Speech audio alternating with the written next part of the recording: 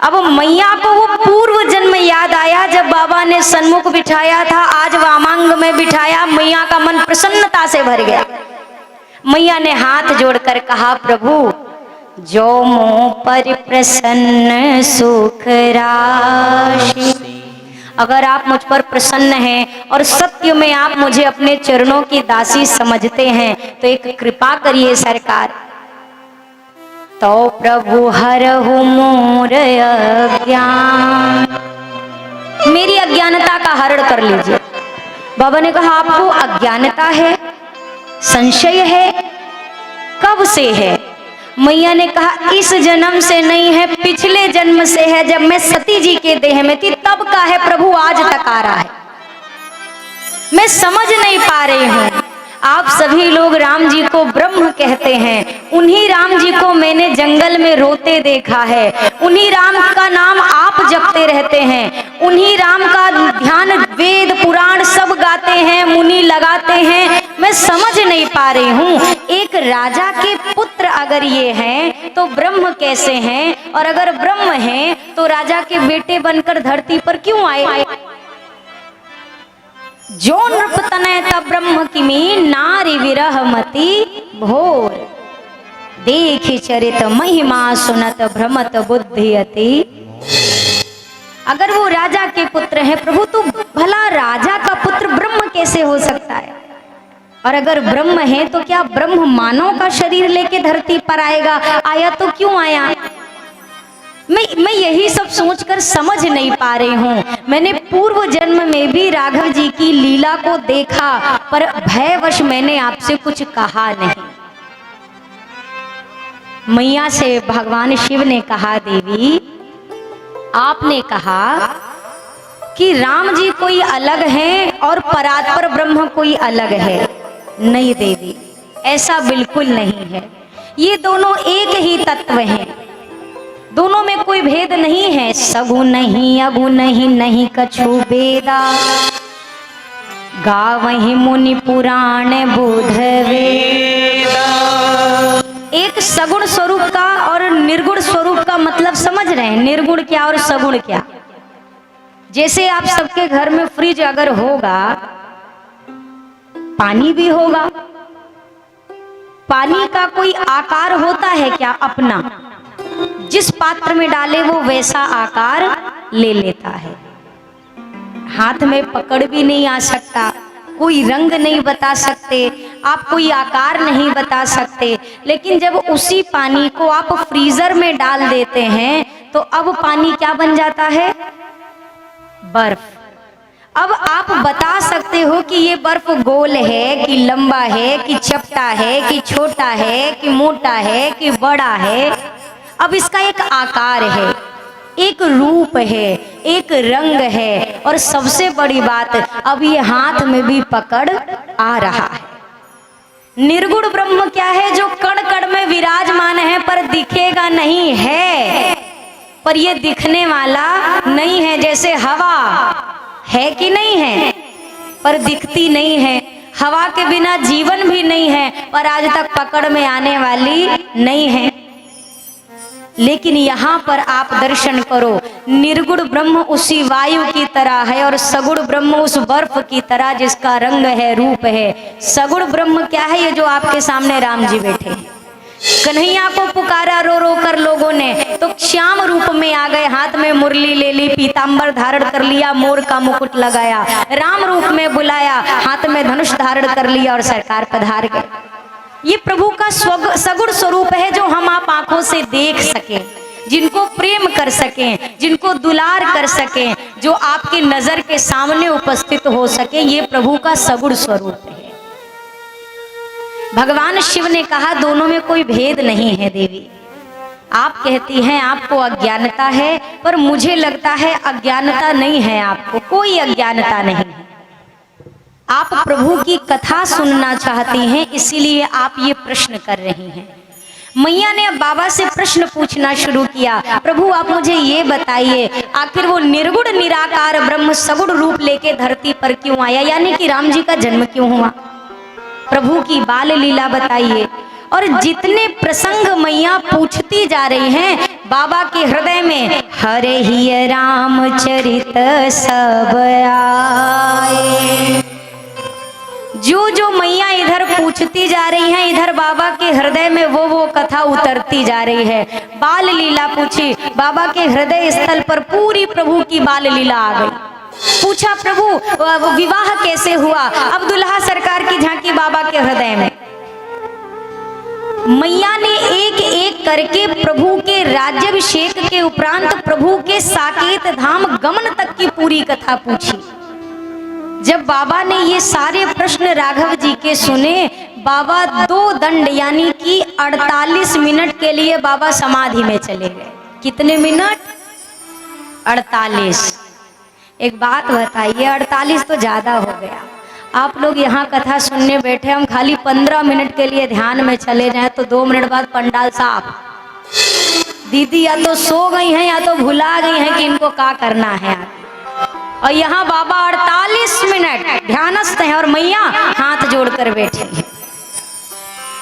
48 minute जब हो गए, अब बाबा को लगा अगर मैं ध्यानस्थ रहूंगा तो ये सुख केवल मुझे मिलेगा।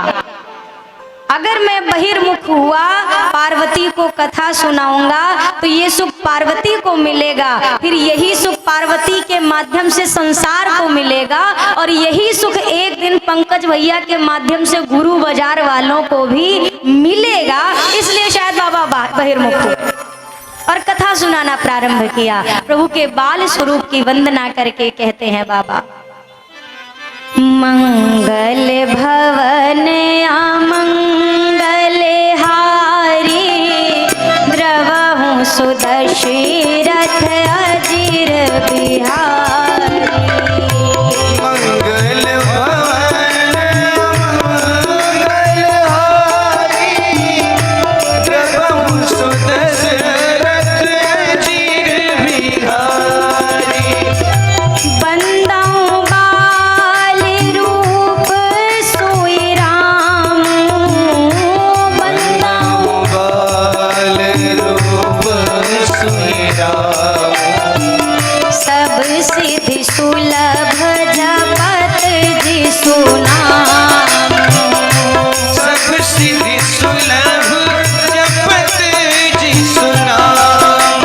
हरि प्रणाम राम ही त्रिपुरारी, हरि प्रणाम राम ही त्रिपुरारी।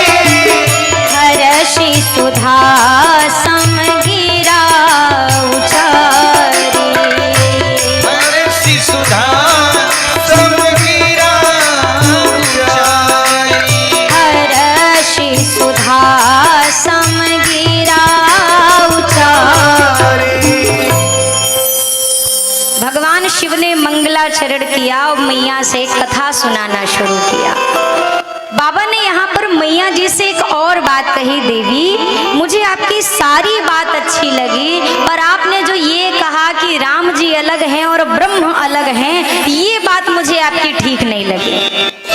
अगर कोई अज्ञानी व्यक्ति ऐसा बोलता तो मैं सुन सकता था, तो उचित भी था उसका बोलना, पर आपकी जैसी जगदम्बा अगर ये बात कहे तो ये उचित नहीं है। यहाँ महादेव ने एक वर्णन बताया है कि जीवन में कितने लोगों की बातों पर ध्यान नहीं देना चाहिए, यहाँ पर बाबा ने ये बताया है। तो हम भी जान लें क्योंकि जरूरी है, हम किसी की भी बात पे ध्यान दे के परेशान हो जाते हैं। बाबा कह रहे हैं, बातुले भूत विवश मतवारे, ते नहीं बोल नहीं वचन विचारे। बातुल, बातुल का मतलब समझते हैं, बातूनी, जो हर मामले में बीच में बोले। आप संसार के किसी कोने की बात करो, वो बीच में बोलेगा जरूर, हाँ हम हूं को पता है। जिसको हर मामले में हर सब्जेक्ट में जो पीएचडी किया है, ये होते हैं बातुल, अधिक बोलने वाला। बाबा कहते हैं, देवी जब जब होई धर्म के हानि, बाढ़ असुर अधम अभिमानी। जब जब होई धर्म के हानि, बाढ़ असुर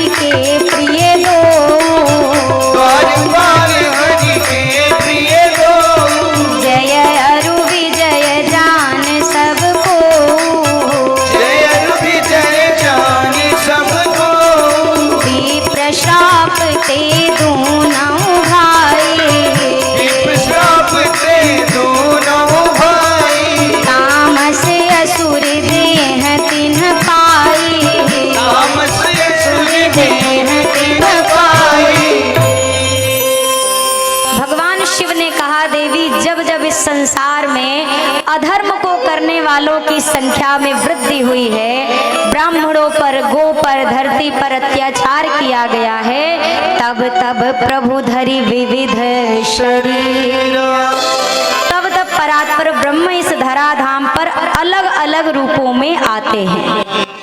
देवी, राम जी के जन्म के यद्यपि अनेक कारण हैं, पर उनमें से जो मुख्य कुछ कारण हैं मैं उसकी चर्चा आपसे कर रहा हूँ। वो क्या है? पहला कारण अब बाबा ने बताना शुरू किया। भगवान विष्णु के वैकुंठ लोक के द्वारपाल हैं, जिनका नाम है जय और विजय। द्वारपाल जानते ना, जो चौकीदार खड़े होते हैं द्वार पे। जय और विजय ये दोनों भाई हैं। अब जय विजय के मन में, अच्छा वैकुंठ से सुंदर जगह कोई हो सकती है क्या भैया? भगवान के द्वार पर जो खड़ा है उससे बड़ा भाग्यशाली कौन?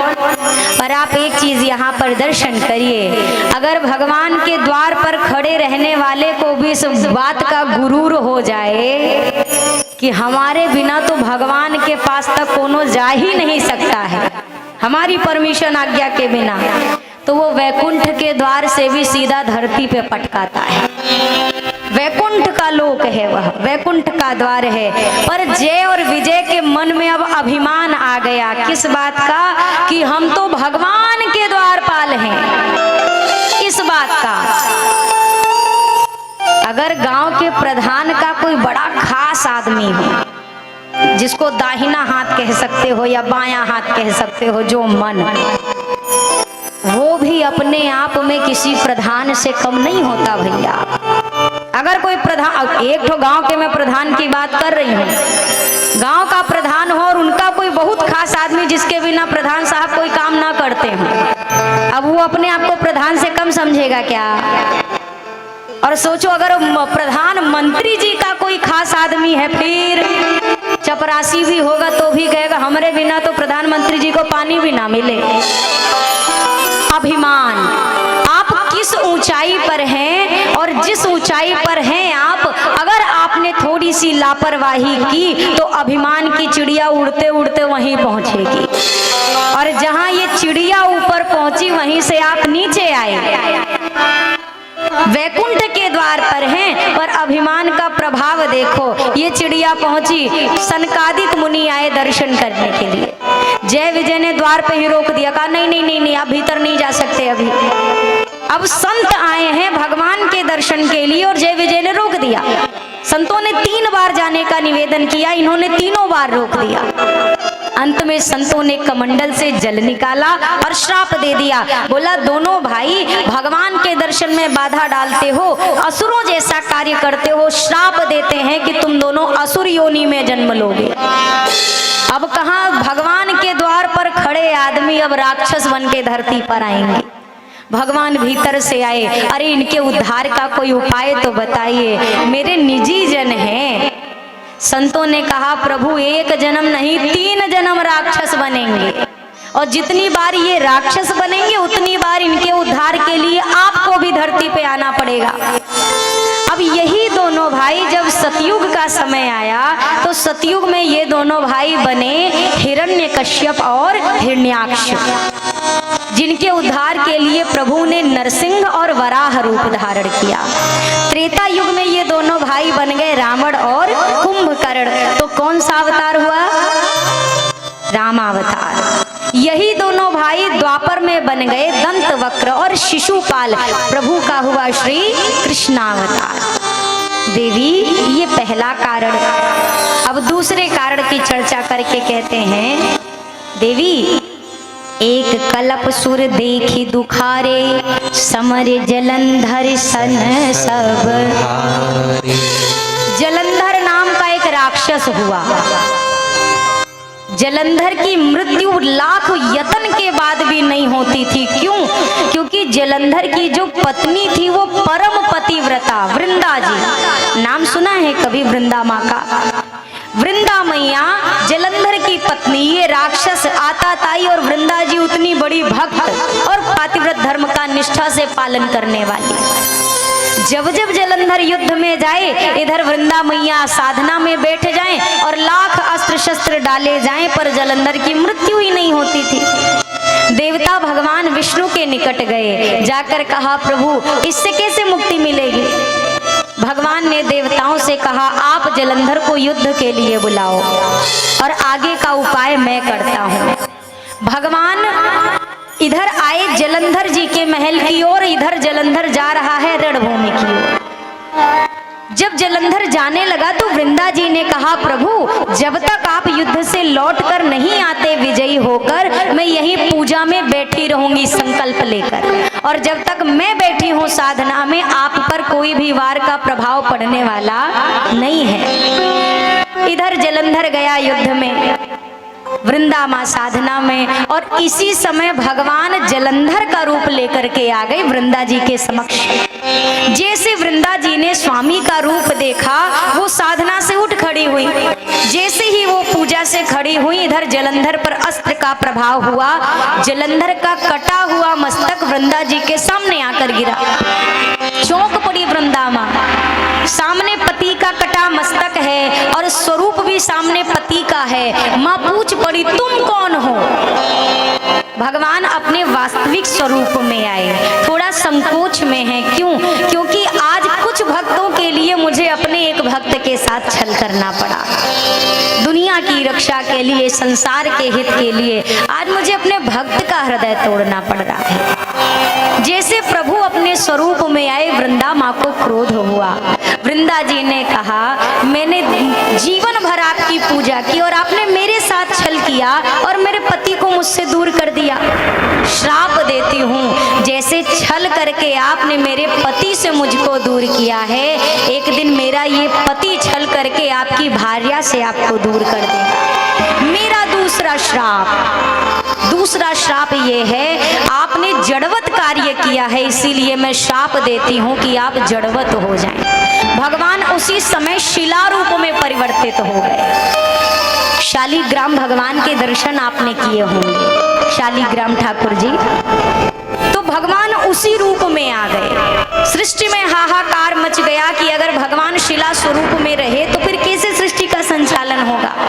वृंदा माँ ने ठाकुर जी को तो पूर्ववत किया पर स्वयं को योगाग्नि से जलाकर भस्म कर दिया। वृंदा माँ के शरीर की जो राख थी, भस्म थी, उसी राख में से तुलसी जी का बिरवा प्रकट हुआ। तो तुलसी मैया का ही पूर्व जन्म है श्री वृंदा मैया। और उसी दिन से यह बात घोषित की गई, शालिग्राम ठाकुर जी के साथ आज भी कार्तिक महीने में तुलसी मैया का विवाह कराया जाता है। अभी कुछ दिन पहले ही तुलसी विवाह हुआ है। देवी ये दूसरा कारण था। अब तीसरे कारण की चर्चा आपसे करूं तो तीसरे कारण में चर्चा है आपके गुरुदेव श्री नारद जी की।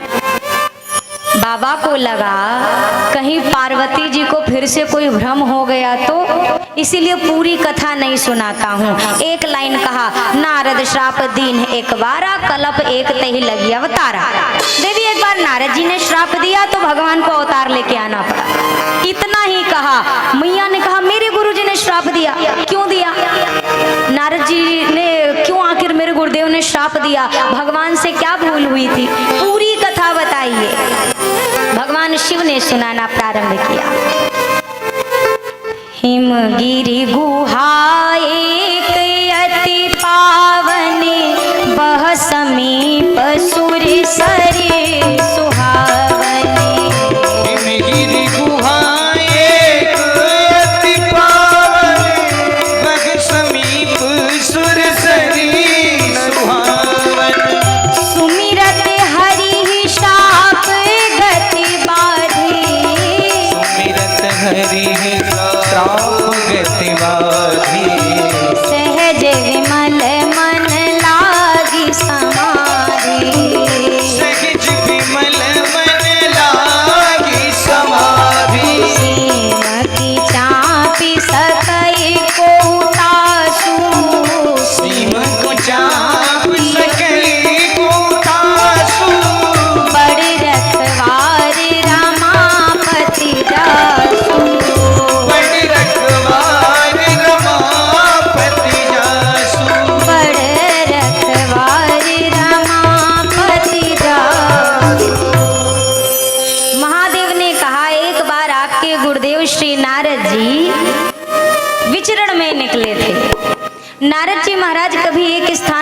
रुकते हैं। आपने अगर टीवी में भी देखा होगा तो नारद जी चलते फिरते नजर आएंगे आपको।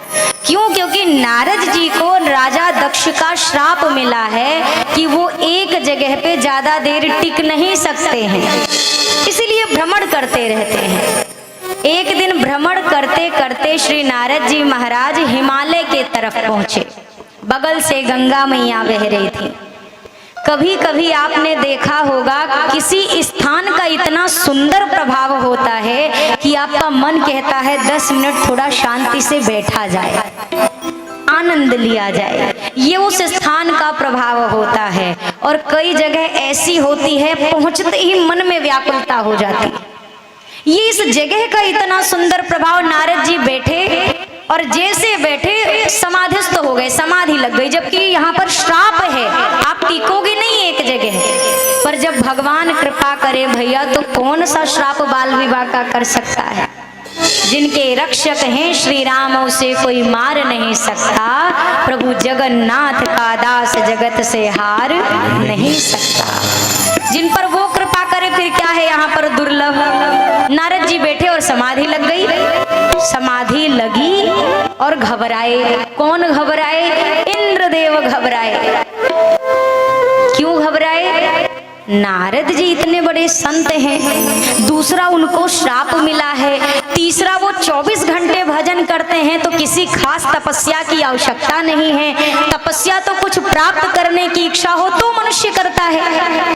इनको क्या चाहिए जो ये यहाँ पर इतनी कठिन साधना में बैठ गए हैं? अब नारद जी को लगा हो ना हो नारद बाबा को हमारी कुर्सी चाहिए, यानी स्वर्ग का सिंहासन। ये स्वर्ग की प्राप्ति करना चाहते हैं, मेरे सिंहासन की देवलोक की प्राप्ति करना चाहते हैं, इसीलिए मुझे लग रहा है नारद जी समाधि में बैठे हैं। ये विचार कर लिया, अच्छा अब क्या करूं? कामदेव को भेजता हूं समाधि भंग करने के लिए। कल भी कामदेव ही आए थे ना बाबा की समाधि भंग करने, आज फिर से कामदेव को भेजा। कामदेव को जब भेजा, कामदेव आए और बहुत प्रयास किया पर नारद जी ने नेत्र नहीं खोले, एकदम नहीं खोले। अब नारद जी महाराज जब नेत्र नहीं खोल रहे, अब कामदेव ने अपनी हार मान ली, मतलब सरेंडर कर दिया कि भाई हमसे गलती हुई, हम गलती किया, हमने आके यहाँ अपनी गलती स्वीकार करी, हाथ में फूलों का हार लिया और नारद जी के पास चले हैं। का बोलते, वाह नारद जी कमाल कर दिया, आपके जैसी तपस्या आज तक कोई करवे नहीं किया। इतने लोगों ने किया, बड़े बड़ों की समाधि कामदेव ने भंग की है, आपकी साधना को मैं प्रणाम करता हूँ, कहकर माला नारद जी के गले में डाली। इतने प्रयास से नारद जी ने आंखें नहीं खोली थी और जैसे कामदेव ने तारीफ करी, प्रशंसा की, नारद जी ने आंखें खोल दी। प्रभाव का असर तो नहीं पड़ा था पर प्रशंसा का प्रभाव जरूर पड़ गया नारद जी पे। मैं प्रत्येक कथा में एक बात कहती हूँ, आपके जीवन में जब आपकी ज्यादा बड़ाई होने लगे तो समझ जाओ मामला गड़बड़ हो सकता है। जैसे आपकी प्रशंसा बढ़े आप भगवान को उतनी बार प्रणाम करो, सरकार आपकी कृपा, आपकी कृपा, सब आपकी कृपा। और जहां आपने सोच लिया जो तारीफ हो रही है वो मेरी हो रही है, आप यकीन मानिए उसी दिन से आपका जो गलत समय है वो शुरू हो जाएगा। और यहीं पर मनुष्य चूकता है। दुनिया वाह वाह करती है और हम उसी में फूल जाते हैं। लोगों ने कह दिया आप बहुत अच्छे हैं, आप अच्छे हो भी सकते हैं, लेकिन अगर हमने ये मान लिया कि हम सबसे अच्छे हैं तो फिर यही हमारा अभिमान है। नारद जी की प्रशंसा हो रही है, वाह वाह हो रही है। एक बात बताइए, जब आपकी कोई वाह वाही करता है तो आपको कैसा महसूस होता है? अंदर से गुदगुदी सी लगती है कि नहीं लगती है? अरे बोलिए बोलिए। जैसे हम कहें आप सब बड़े सुंदर आज लग रहे हैं, बहुत प्यारे श्रोता हैं, इतना बढ़िया आप गाते हैं, क्या बढ़िया ताली बजाते हैं, अच्छा लग रहा है भीतरी से कि बुरा लग रहा है? बोलिए बोलिए। अच्छा लग रहा है ना? थोड़ा मीठा मीठा सा महसूस हो रहा होगा ना? जो हम थोड़ी देर पहले आपके लिए थोड़े अच्छे रहे होंगे, क्या पता अब हम ज्यादा अच्छे हो गए हों। दीदी बहुत अच्छी हैं, क्यों? क्योंकि हमने आपको अच्छा कहा है। और अगर हम यहीं से कह दें सब ठीक है, आप लोग बिल्कुल ठीक से कथा नहीं सुनते हैं, 4 बार बोल दें तो कई लोग तो कल से आइवे नहीं करेंगे और कई लोग यहीं बैठे बैठे गए, हाँ बैठे बैठे बोलना का है, हम तो गर्मी में बैठे, हम तो यहाँ बैठे, आपका क्या जा रहा है। समझिएगा, प्रशंसा मीठी लगती है, वाह वाह कोई करे तो अच्छा लगता है। अच्छा, वाह वाह का थोड़ा उल्टा करोगे का भैया? वाह शब्द का उल्टा करिए और जल्दी करिए, आज जन्मवा कराना है। और वाह वाह का उल्टा हवा हवा। और जितने गुब्बारे टीके हैं आधे तो बेचारे फूट गए समय से पहले, क्योंकि उनके अंदर ज्यादा वाह वाह चली गई थी। मनुष्य के जीवन में भी जब वाह वाह की हवा ज्यादा घुस जाती है तो उसका भी अभिमान उसको ऊपर ले जाके वैसे आराम से फोड़ी देता है। फूटने का मतलब समझिएगा, जिस ऊंचाई पर हैं वहीं से आपको लगेगा मैं और आगे जा रहा हूँ, आप समाप्त हो रहे हो और आपको पता भी नहीं चलेगा कब आप अर्श से फर्श पे आ गए, आपको मालूम भी नहीं पड़ेगा। किसका प्रभाव है? ये हमारे आपके द्वारा किए गए अभिमान का है। मनुष्य की सबसे बड़ी भूल, कुछ अच्छा हो तो हमने किया, कुछ गलत हो जाए तो भगवान ने किया। या तो दोनों मानिए, अगर अच्छा भगवान ने किया तो बुरा भी किया, बुरा भगवान ने किया तो अच्छा भी किया। ये एक नैया पे एक पांव धर के आप पार होने वाले नहीं हैं। दोनों बात स्वीकार करिए। अगर आप 10 सुख में भगवान को कहते भगवान बड़ी कृपा है, तो आपको पूरा अधिकार है, हक है, एक दुख में क्या 10 दुख में जाके इनसे शिकायत करो। कब? जब आप सुख में इनको याद करो तो आपको अधिकार ये मिलता है। सुख में दुनिया वाले और दुख में दुनिया बनाने वाला, ऐसे कैसे काम चलेगा भैया? और यही कारण है, हमें लगता है हम भजन कर रहे, हमें लगता हम इनको याद कर रहे, और ये सुन नहीं रहे। ये सब सुनते हैं, ये सब सुनते हैं। चींटी के पग नूपुर बाजे वो भी साहब सुनता है। चींटी के पैर में पायल बांध देना, कौन सा सुनार बनाएगा बताओ? वो भी अगर पायल पहन ले एक चींटी और अपनी पैर को थोड़ा सा थिरका दे तो चींटी के पैर में बंधी हुई पायल की आवाज तक भगवान सुन लेता है। हमारी नहीं सुनेंगे? हम जीते जागते बोलते हुए इंसान की नहीं सुनेंगे? अरे बुला के तो देखो, राम नाम अति मीठा है, कोई गा के देख ले, आ जाते हैं राम कोई बुला के देख ले। प्यार से कहिए, रोज कहिए, प्रभु जी मेरी बीच भंवर में पार लगा दो मेरी नाम। प्रभु जी मेरी बीच भंवर में सब गाइए, हरि जी मेरी बीच भंवर में पार लगा दो मेरी नाम। हरि जी मेरी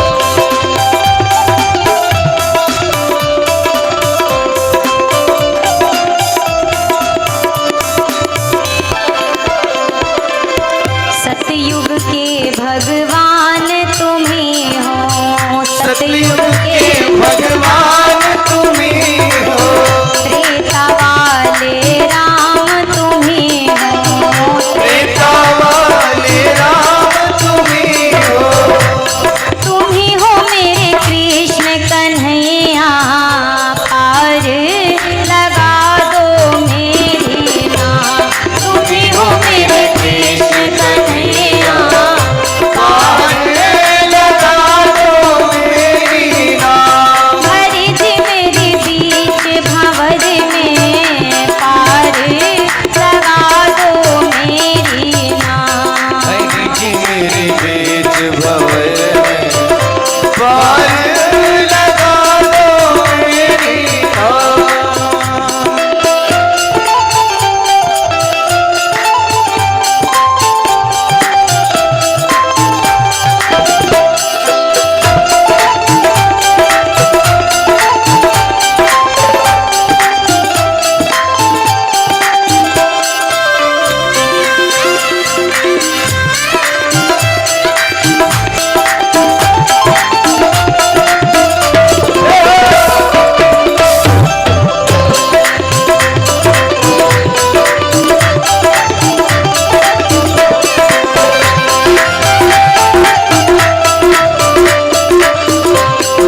बोलिए सावरे सरकार की।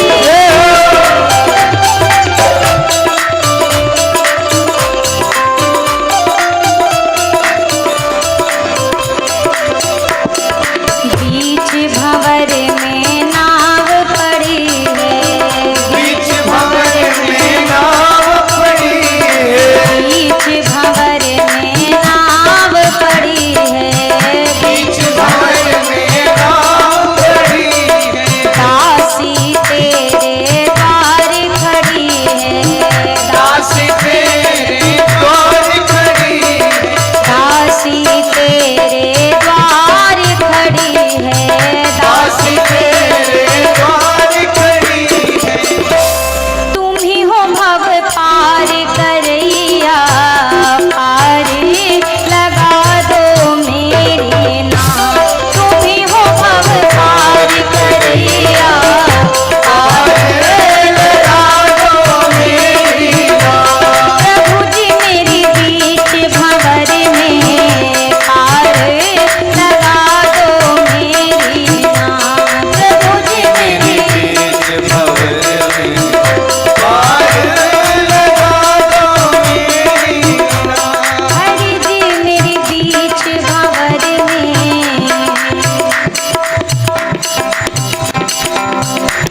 प्रभु जी मेरी बीच भंवर में। आज तो पूरा भरा है, अब कहाँ तक पहुँचोगे तो बोलोगे आप हैं? सब गाइए। प्रभु जी मेरी बीच भंवर में, पार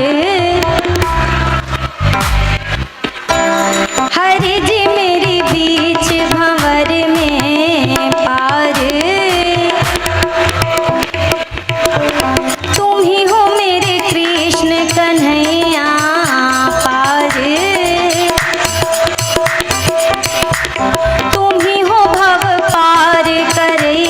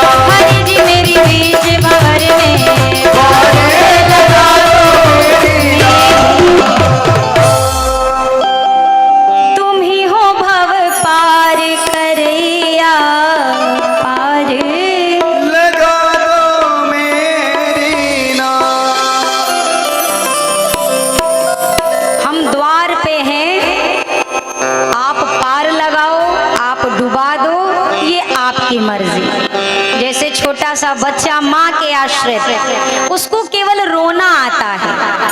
छोटा बच्चा केवल रो सकता है, वो खुशी में भी, दुख में भी, पेट दर्द में भी, भूख में भी, उसको एक चीज आती है, बस वो रो सकता है। अब वो माँ का काम है कि वो समझे कि ये भूख से रो रहा, कि दर्द से रो रहा, कि मेरे पास आने के लिए रो रहा, ये किस लिए रो रहा, ये पहचानना किसका काम है? माँ का। और ठाकुर जी तो कहते हैं ना, करहु सदा तिनके रखवारी, जिमि बालक राखई महतारी। मैं अपने बच्चों की देखभाल अपने भक्तों की कैसे करता हूँ? जैसे एक माँ अपने बच्चे की देखरेख करती है, मैं अपने भक्तों को वैसे अपने साथ रखता हूँ, इनके विश्वास पर जिया जाए, इनके आश्रित होकर। तो नारद जी महाराज के मन में अब एक अभिमान है। किस बात का ये अभिमान है? कि हमने अपने तपस्या के दम पर, तपस्या के बल पर कामदेव को भी पीछे कर दिया, मतलब हरा दिया। अब ये जब बात आई, एक दिन नारद जी पहुंचे भोले बाबा के यहाँ कैलाश पर्वत। कैलाश पर्वत पर जब पहुंचे, बाबा को तो बस कोई भक्त ही चाहिए ताकि दो जन मिले और प्रभु की चर्चा शुरू हो। नारद जी आए तो बाबा बड़े प्रसन्न हुए कि बहुत दिन बाद आए हैं तो आज बहुत सारी राम कथा होगी। जैसे नारद जी आकर बैठे, बाबा ने कहा बड़े दिन पे आए देवर्षि, कहाँ व्यस्त थे? उतने भर में नारद जी ने अपने जीवन की कथा सुनाना शुरू कर दिया। कहा बताएं बाबा, हम तो बैठे थे तपस्या में, कहा जाने कामदेव को का सूझी आया समाधि भंग करने, अब मजाल है हमारी समाधि खुलवा पाए, हार गया, हम ही को माला वाला पहना के गया। बाबा ने कहा हमने तो सोचा था राम कथा होएगी, यहाँ तो काम कथा हो रही है। ये नारद जी आज कैसी भाषा बोल रहे हैं? हो ना हो प्रभु की कोई लीला शुरू हो गई है। लगता है नारद जी के मन में कोई अभिमान जन्म ले रहा है। बाबा ने क्या कहा, नारद जी ये जितनी कथवा हमको बाँच के सुनाई है, भगवान को मत बाँचिएगा, उनको मत सुनाइएगा। नारद जी ने कहा काहे? बोला बस हम कह रहे हैं, मत सुनाइएगा। नारद जी ने कहा पहले से भगवान तक खबर जा चुकी होगी तो? बोला तो भी अगर वो कोई बात कहे तो आप टाल देना, ध्यान मत देना। अब यहाँ नारद जी को क्या लग रहा है, महादेव को मुझसे ईर्ष्या हो रही है। ईर्ष्या समझते हैं जलन, इनको हमसे जलन हो रही है। काहे? क्योंकि हमारी तारीफ दुनिया में हो रही है, हमारी वाहवाही दुनिया में हो रही है। बाबा को ये देखा नहीं जा रहा है। मना किया था मत जाइएगा, और नारद जी महाराज वही करने चले जिसके लिए बाबा ने रोका था। हाथ में वीणा लिए नारद जी चले, और श्रीमन नारायण नारायण नारायण, श्रीमन नारायण नारायण, श्रीमन नारायण नारायण नारायण, श्रीमन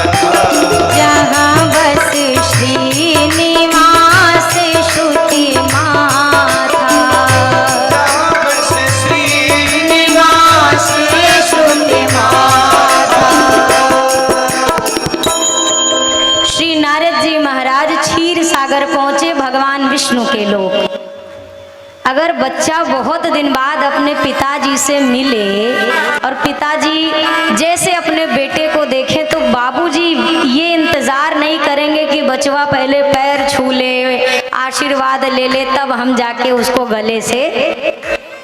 पहले पिता क्या करेगा, दौड़कर गले से लगाएगा, बाद वाला कार्यक्रम तो चलता रहेगा। इतने दिन बाद नारद जी मिले, भगवान ने देखा, अरे इतने दिन बाद नारद जी, आज भगवान अपने सिंहासन से खड़े हुए आगे बढ़े और नारद जी को गले लगा दिया। ये क्या है, ये प्रभु का अपने भक्त के लिए प्रेम है। पर अब मन में नारद जी के जो अभिमान का बीज है, ये इसे प्रेम नहीं समझ रहा है। ये क्या समझ रहा है, लगता है भगवान को हमारे बड़ाई वाली बतिया पता चल गई है, इसीलिए भगवान भी अब हमको सम्मान दे रहे हैं, क्योंकि जान गए हैं हमारी तपस्या बहुत आगे जा चुकी है। अब नारद जी को हृदय से लगाया। अब इसके बाद नारद जी बैठने लगे आसन पे। भगवान ने कहा नहीं नहीं, यहाँ बैठिए, अपने बगल बिठाया। अब नारद जी का जो अभी अभी डाउट था थोड़ा सा, वो पक्का क्लियर हो गया। उनकी जो शंका थी, लग रहा है पता चल गया, अब उनको यकीन हो गया, अब तो पक्की बात है, भगवान जान गए कि अब हम पहले वाले नारद जी नहीं हैं, अब हम वो नहीं है, हमारी साधना आगे बढ़ गई। भगवान नारद जी मौन बैठे, तब ठाकुर जी ने कहा, इतने दिनों बाद आपको फुर्सत मिली नारद जी, कहाँ थे, आए नहीं अभी तक। जैसे एक पिता अपने बच्चे से पूछता है कहाँ था, इतनी देर से क्यों आया, कहाँ रह गया था, ये फिक्र है। नारद जी से पूछा तो अब नारद जी को मौका मिल गया कथा सुनाने का। पूरी कथा फिर से बांची, कामदेव आया था, तपस्या, माला, ये वो सब बताया। भगवान ने मन में विचार किया, मेरे भक्त के मन में अभिमान का बीज, अब अभिमान की बीमारी का जन्म हो चुका है, क्या करूं।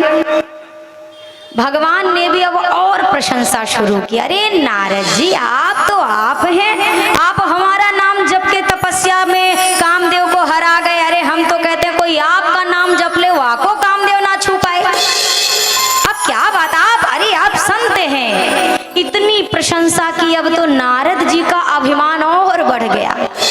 नारद जी वहां से गए तो भगवान ने कहा, अब इतनी बड़ी बीमारी है, अब नारद जी को अस्पताल भेजने का कार्यक्रम शुरू करना पड़ेगा। अब यहाँ प्रभु ने अभिमान की बीमारी के इलाज के लिए तुरंत एक अस्पताल बनाया। बिरचऊ मग महु नगर जेहि सत जो जन विस्तार, श्रीनिवासपुर ते अधिक रचना विविध प्रकार। सुंदर सी नगरी की रचना की भगवान ने, और वहां का राजा किसको बनाया, मतलब समझिए डॉक्टर साहब कौन है। प्रभु की माया ही वहां की विश्व मोहिनी राजकुमारी बनी और राजा बने हैं शील निधि। नारद जी जब घूमते घूमते देखे ये शहर कब बस गया, हमने देखा ही नहीं, तो लगा अरे हम तो तपस्या में थे, क्या पता इसी बीच कोई राजा बनवाया होगा। बोला चलो थोड़ा देख के आते हैं। अब नारद जी पहुंचे अंदर महल में, शील निधि बैठे थे, अपनी कन्या विश्व मोहिनी को बुलाया। अब सोचो, नाम ही जिसका विश्व मोहिनी है, उसकी सुंदरता कितनी उच्च कोटि की होगी। नारद जी ने जैसे विश्व मोहिनी को देखा, खो गए, हेरा गए नारद जी। अब नारद जी महाराज एक टक विश्व मोहिनी को देखे जा रहे। शील निधि ने कहा, महाराज तनी हमारी बिटिया का हाथ देखो, काका लिखा है इसमें। अभी तो मुंह देख के नारद जी परेशान थे, हाथ जैसे देखा, आधा मन चूंकि नारद जी उनकी सुंदरता पर है, नारद जी का हाथ में जो लिखा था वो कुछ बताया, और जो नहीं लिखा था वो भी बताया। कछु को बनाई भूप सन भाखे। अब नारद जी महाराज मन में सोच रहे हैं, इतनी सुंदर कन्या है, सर्वगुण संपन्न है, तो हम भी तो सर्वगुण संपन्न है, न काम न क्रोध न लोभ न मोह, हमारे अंदर भी कोई दुर्गुण नहीं है। तो इस हिसाब से तो हम दोनों की जोड़ी ज्यादा अच्छी जमेगी। कल है इनका स्वयंवर, तो काहे ना हमहू स्वयंवर में हिस्सा ले लें। अब सोचिए माया का प्रभाव और अभिमान की इस जड़ का प्रभाव देखिए। नारद जी जैसा बैरागी संत आज विचार कर रहे हैं कि मैं विवाह करूंगा किससे, विश्व मोहिनी से। नारद जी कुर्सी से खड़े हो गए। शील निधि ने कहा, कल ही है ब्याह है, आशीर्वाद दे के जाना महाराज। अब शील निधि को क्या मालूम कि नारद जी तो आशीर्वाद लेने की अब लाइन में आएंगे। नहीं नहीं, हमको जरूरी काम है, हम कल आएंगे। अब नारद जी बाहर आए हैं महल से, स्थिति क्या है? जब तब कछु न होई यही काला, हा विधि मिलई कवन विधि बाला। हे भगवान, न जप कर पाऊंगा, न तपस्या करने का टाइम है, वो कन्या कैसे मिलेगी? क्या उपाय करूं? मन में बेचैनी, कैसे मिलेगी विश्व मोहिनी?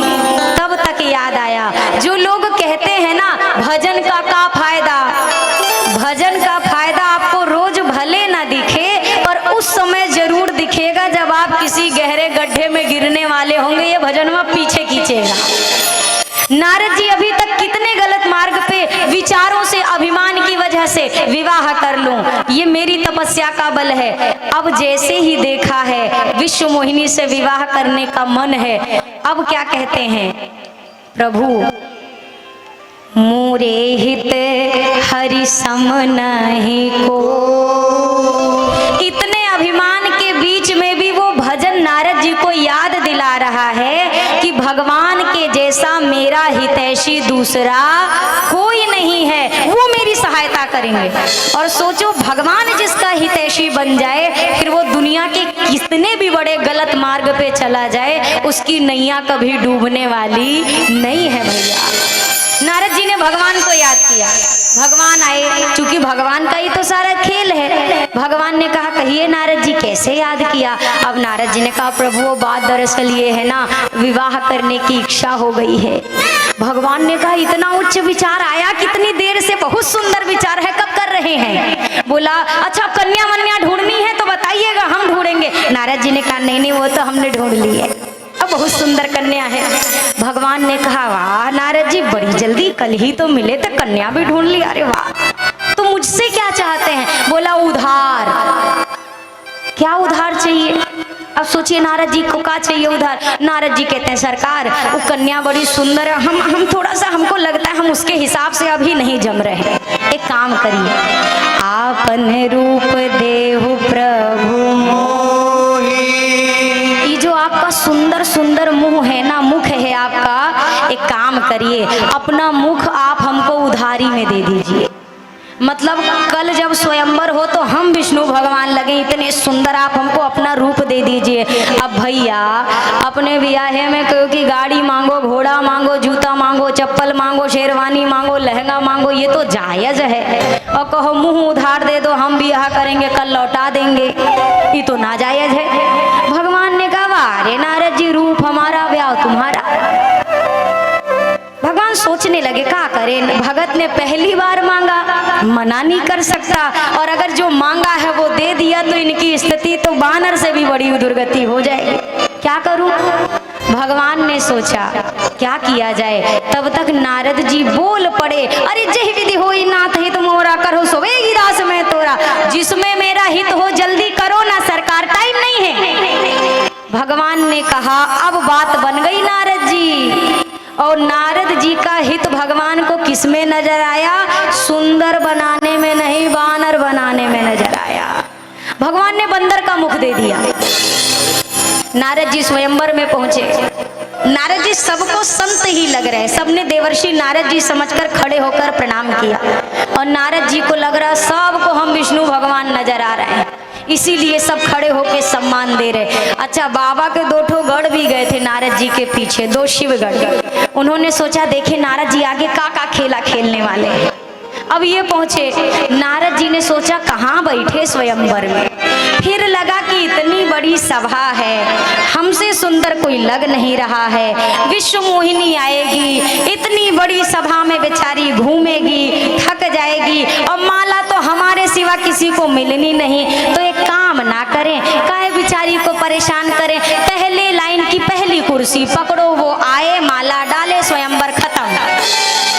नारद जी ने पहली कुर्सी पकड़ी, और नारद जी के पीछे वाली कुर्सी पकड़ी है बाबा के दोनों गढ़ों ने। अब ये पीछे से बतिया रहे, आय हाय हाय क्या सुंदरता है। तो दूसरका वाला कहता कौन सा राजकुमार, कौन सा? बोला पहली कुर्सी वाला, कितना सुंदर, ऐसी शोभा देख के हमको तो लगता है सबको घरे चले जाना चाहिए, विश्व मोहिनी इनके सिवा किसी को माला नहीं डालेगी। तो दूसरका भी कहता हाँ सुंदरता अलौकिक। अब नारद जी और फूल के आनंद में आ गए, हम इतने सुंदर लग रहे। तब तक विश्व मोहिनी आई। अब विश्व मोहिनी को नारद जी का नजर आ रहे, मरकट बदन भयंकर देहि देखत हृदय क्रोध भाते। जैसे नारद जी को देखा, वो भी बानर भी नहीं, मरकट मारने काटने वाला बानर नजर आया विश्व मोहिनी को। क्रोधित हो गई, पूरी लाइन छोड़ी, जिस लाइन में नारद जी बैठे थे दूसरी लाइन में चली गई। अब नारद जी सोच रहे हमको दिखी नहीं, का इतने बढ़िया मुंह पे माला नहीं मिली हमको। और इसी समय भगवान राजकुमार का वेश लेकर के आए। प्रभु की माया ने प्रभु को ही माला पहनाई और दुल्हन लई गए लक्षण निवासा। सरकार दुल्हन लेके चले गए, नारद जी कुर्सी बदल रहे थे, ई पे नहीं ई पे दिखेंगे, इस वाले पे नहीं वहां बैठ जाए। शिवगढ़ों ने कहा महाराज अब कुर्सी बदलने से माला नहीं मिलेगी, कन्या जा चुकी है। बोला इतने सुंदर मुख पे माला नहीं पड़ी। शिवगढ़ों ने कहा यही मुहमा था इसीलिए नहीं मिली। शिवगढ़ों को ये बोलता देख नारद जी को क्रोध आया, श्राप दिया, संत का उपहास करते हो, जाओ दोनों राक्षस बन जाओ। और चले अब आगे सरोवर में मुख देखा, अब तो नारद जी का हृदय क्रोध से भरा। गई हूँ श्राप की मरी हूँ जाई, जगत मोर उपहास कराई। आज या तो उस विष्णु को श्राप दूंगा या तो स्वयं को समाप्त कर दूंगा। इतना बड़ा छल, अरे नहीं सुंदर बनाना था मत बनाता, वानर की आकृति क्यों दी। क्रोध में भरे नारद जी चले। अच्छा भगवान भी कम कौतुकी नहीं है। भगवान अब विवाह हो गया तो अपने घरे चले जाते, वैकुंठ जाते, क्षीर सागर जाते। भगवान की लीला। नारद जी जिस रास्ते से जा रहे थे उसी रास्ते से भगवान बढ़िया अपने संग सिंहासन पर बैठे आते दिख रहे हैं अपने विमान में। अकेले नहीं हैं, विश्व मोहिनी को विवाह करके अभी अभी लाए हैं और बगल में लक्ष्मी मैया को भी बिठा लिया, बीच में खुद बैठे। नारद जी दिखे, नारद जी से नारद जी कछु खो गया है क्या, काहे राया है जो ढूंढ रहे हैं। नारद जी ने देखा कन्या इनके साथ बैठी है, माला ये पहन के बैठे हैं। अब बोलना शुरू किया, कपटी हो, छलिया हो, बहुत बड़े ढोंगी हो, इतने कपटी हो, मैं जानता पहले से था, कभी बोल नहीं पाया। आज अच्छे घर में बहना भेजा है, आज नारद आपको ठीक करेगा। मेरे साथ खिलवाड़ किया है, आज मैं विश्व मोहिनी का वियोग सह रहा हूँ, श्राप देता हूँ आपको अपनी भार्या का वियोग सहना पड़ेगा। जो रूप लेकर मुझे ठगा है वो रूप लेकर धरती पर आना पड़ेगा। मेरी बानर की आकृति बनाई, बानर आपकी सहायता करेंगे। भगवान को जब श्राप दिया, भगवान ने श्राप को सिर पर रखा और माया का पर्दा हटाया। पर्दा हटते ही नारद जी क्या देख रहे हैं, नहीं तहरा माना राजकुमारी, ना लक्ष्मी मैया ना विश्व मोहिनी, अकेले भक्त और भगवान खड़े हैं। नारद जी पैर में गिर गए, अरे सरकार ये मैंने क्या अनर्थ कर दिया, मैंने आपको श्राप दिया, मेरा श्राप झूठा हो जाए। भगवान ने कहा श्राप ही भर नहीं, आप तो विवाह करने चले थे।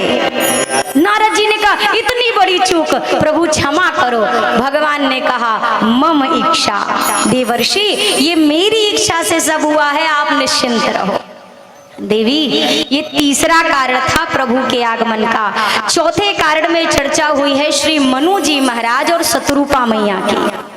मनु जी महाराज ने अखंड साधना की है, क्यों की है, भगवान की प्राप्ति हेतु। भगवान प्रकट हुए, इतने सुंदर स्वरूप को देखकर मनु जी सोचने लगे ये बड़े रूप में इतने प्यारे लग रहे, अगर बालक बन जाए तो कितने सुंदर लगेंगे। पर मनु जी को संकोच हो रहा है कि क्या कहूँ, कैसे भगवान से कह दूं, भला जगत पिता भी किसी का बेटा बन के आता है क्या।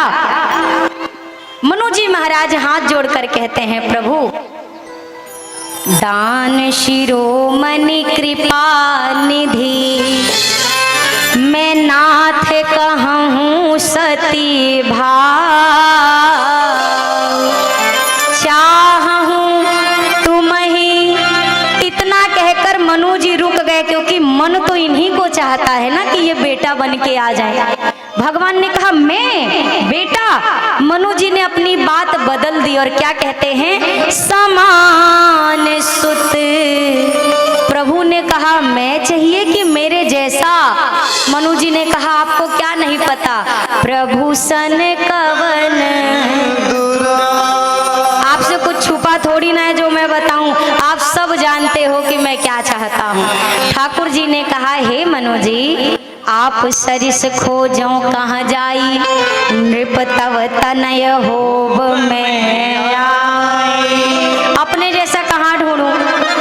हे मनु जी महाराज, आपने मन से मुझे मांगा है, इसीलिए मैं स्वयं आऊंगा। वाणी से मेरे जैसा मांगा है तो अपने जैसा भी मैं अपने साथ अंशों के सहित आऊंगा धरती पर। अब आप निश्चिंत रहें। शत्रुपा मैया ने प्रभु से प्रार्थना की, जो गति मति भक्ति बुद्धि विवेक आप अपने निज जनों को देते हो प्रभु, वही आप मुझे प्रदान करो। और इधर अब प्रताप भानु की चर्चा हुई। प्रताप भानु कौन है? प्रताप भानु एक ऐसा राजा जिन्होंने अनेक धर्म के कार्य किए, पर एक कपटी मुनि के संगत में पड़ने के कारण प्रताप भानु को कुल के सहित राक्षस योनि में जन्म लेना पड़ा।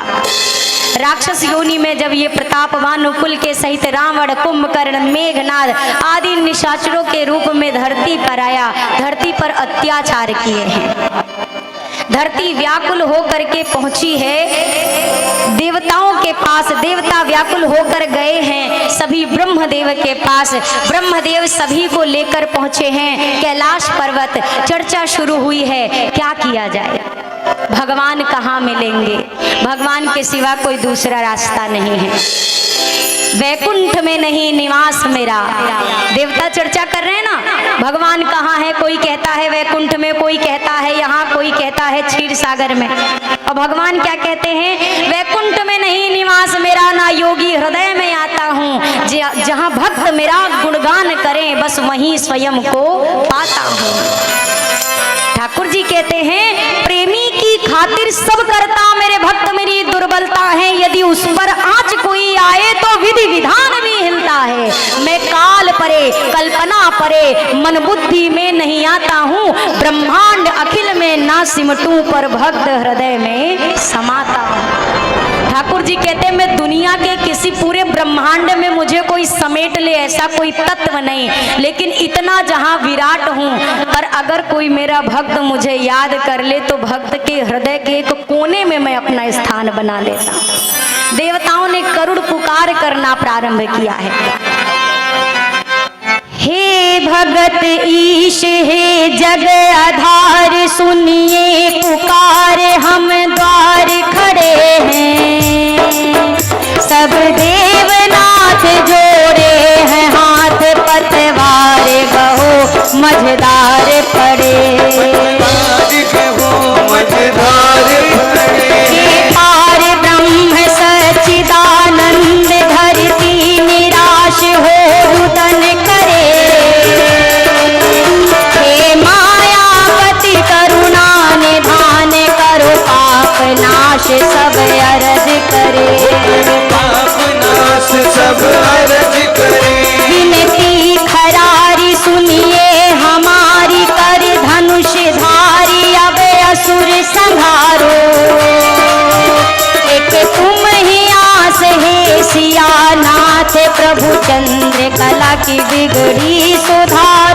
प्रभु चंद्र कला की बिगड़ी सुधार। प्रभु चंद्र कला की बिगड़ी सुधार। आकाशवाणी हुई देवताओं की पुकार सुन करके। जनि डर पहु मुनि सिद्ध सुरेशा, तुम ही लागी धरि हूँ नरवेशा। अंशन सहित मनुज अवतारा, पहले हूँ दिन कर वंशे उदारा। आकाशवाणी ने देवताओं को आश्वस्त करते हुए कहा, हे समस्त देवताओं, आप सभी लोग अब धैर्य धारण करें। मैं अति शीघ्र अपने अंशों के साथ श्री अवध धाम में आने वाला हूँ। आप सभी आश्वस्त हो जाइए।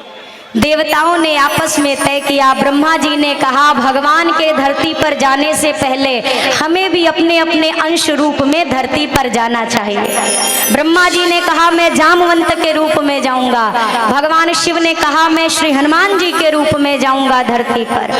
इंद्र ने कहा, मैं बाली के रूप में धरती पर जाऊंगा। सूर्य नारायण ने कहा, मैं सुग्रीव बनकर जाऊंगा। अलग अलग रूपों में अंश रूप में देवता धरती पर पहुंचे हैं।